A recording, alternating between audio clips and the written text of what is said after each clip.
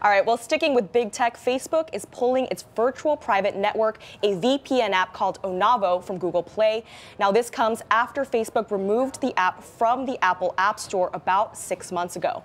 If you remember, I came on the show a couple of weeks ago to talk about the Facebook Research app that was paying teens to gather data on their phone usage. Well, this Onavo code was being used in that Facebook Research app. Another classic story about Facebook trying to clean up its growing list of privacy and data woes.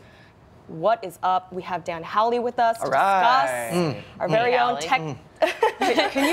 Can you just start real quick crash course, because I've seen some headlines refer to this as spyware, but then I read a little bit more about it, and it's like, well, I don't know if that's fair to just outright call it spyware. It was an app that actually, it sounds like, was intended to do the opposite, to make it more secure, and it was a VPN app, but then, also, side note, it also was tracking people's use of certain parts of Facebook. Yeah, a little bit of column A, a little column B. Okay. So it was a VPN, so that it basically was an intermediary between your connection and the internet in general, and it would ensure that it could kind of mask where you're coming from, so that people wouldn't be able to see your connection.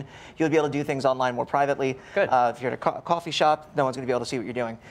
But while it was doing that, when it went through that intermediary, it also collected all the data that you were sending back and forth on your phone. So, anything, any websites you went to, any apps you used, things along those lines, everything you did on your phone was open to Facebook. Now, they did say that in the user agreement. The thing no one reads. Right. Yes, Right. Click, get me online, get me online, get me online. Exactly. And it was a lot of teenagers, right? Yes, that were using this. Yeah, it was open to teenagers as long as they had parental consent, but to get the parental consent, it was just a click. So it wasn't, Nice. They also got paid $20 a month in gift cards, which if you're a teenager is probably like a big deal. lot of money, yeah. So yeah, and it was 13 years old was the basement for how young you could be to use it. And I will say, I am actually in the camp, and I know we did this take when we had you on, Heidi, this was like 2 weeks ago, of if people want to make a little extra money and they have the reasoning of, look, they're probably already tracking all my stuff anyway, more power to them, and I sort of buy that logic that, the fight over my data privacy has already been fought and lost, and I no longer am trying to worry about,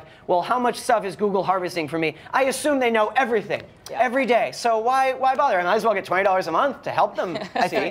I think kind of, acquiescing to their demands when you sign up for their services, I feel like giving that away is letting them win too much. Okay. I think for Facebook, they do have tons of information on us. If you're already using Facebook, they know virtually everything about you, but they don't know everything that you do on your phone. And this is kind of that next level. And so with Google, it was Google, by the way, is not innocent either. They had a similar app that they were using, and they got in trouble with Apple as well. So Facebook is pulling this app from the Google Play Store because they just don't want any more drama with this. Wait, so quick question. They were forced out of the Apple App Store because Apple was like, hey, you're violating our terms.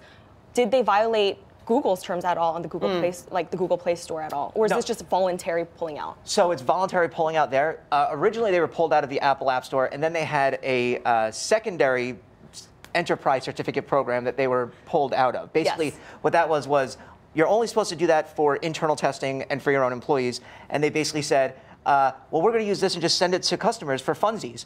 And then they got busted, and Apple was like, well, guess what? We're going to turn off all of your internal apps. And Facebook was like, oh my God, we can't order lunch anymore. Yeah, Facebook employees were very upset. I want to make a quick point here, though. Facebook is not going to end its data collection, right? They're going to stop it with Onavo, but they do say they are going to keep doing data collection, but they're not going to do it in a tit-for-tat way where, hey, I give you a VPN, I'm going to take your data. Now they're going to make it more explicit that they're collecting your data and taking money. And then the other thing is that Onavo, the data that they got from it was actually how they made that 19 billion play for WhatsApp. And so you have to wonder, now that Facebook is not going to have this kind of massive data gathering app, I doubt that they won't. They will. No longer have they have some sort of data, but I mean, it was big in them acquiring WhatsApp, and so you have to wonder what they're losing. That's because your private info is very valuable, Chris. It is, and it's worth more than $20 a month. So if you wanted to sell it.